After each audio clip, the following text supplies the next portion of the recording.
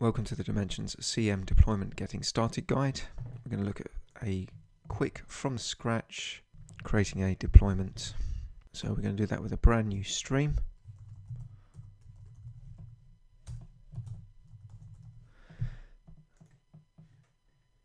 And I'll make this an empty stream. Create that area. Now I'm going to create the work area. So the work area I'm going to create is under C work streams. This could be any location on any disk, as long as you have read and write access to it, and it's empty. So I'm going to create this work area here. I'll just create a couple of text files in here.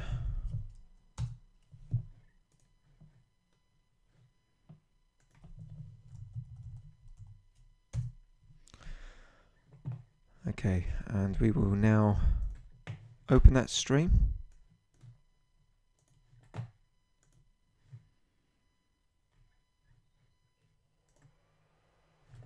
And I'll assign that work area to the stream.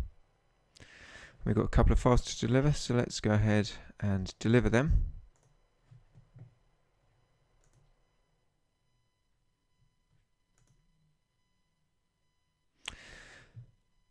So now let's create a deployment area.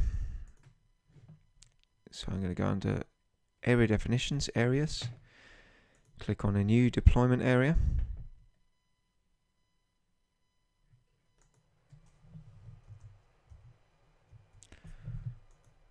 DP1 area, and I'm going to get that to point to my local node. You could of course have a remote node. And at this point I'm going to create a brand new directory called cwork areas deploy 1. And for this I'm going to define the listener user DMSys and the DMSys password. I'm going to define the dev stage ID. So this is all working under the CM typical base database. Now at this point we go back to the client and we simply assign that deployment area. So you can see I've selected deployment areas, assign. From the drop down we select our new area and I'm going to nominate to populate it, which will then populate the area with the items that are currently within the stream. And here we can see the two items have automatically been populated. So let's just see what's happened there, because it all happened so quickly. If I go to the deployment tab,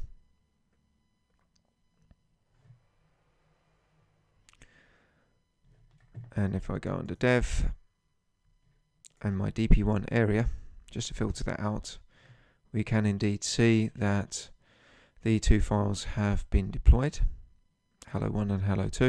And I can click on the event result and see actually what happened under the covers. So it's copied this file to this location at this version. So that is simply a deployment. So let's just make this a little bit more complicated. So in Explorer I'm going to now make a modification. So I'll make a copy of hello1 and give it the name of hello3. So effectively creating a new file. I'm going to edit. So make a modification to it, in other words. I'm going to rename hello1 to have a new name.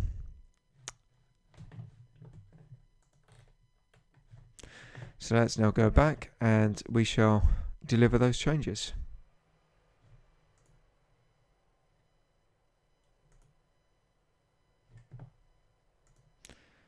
Click on next. See some changes have been made.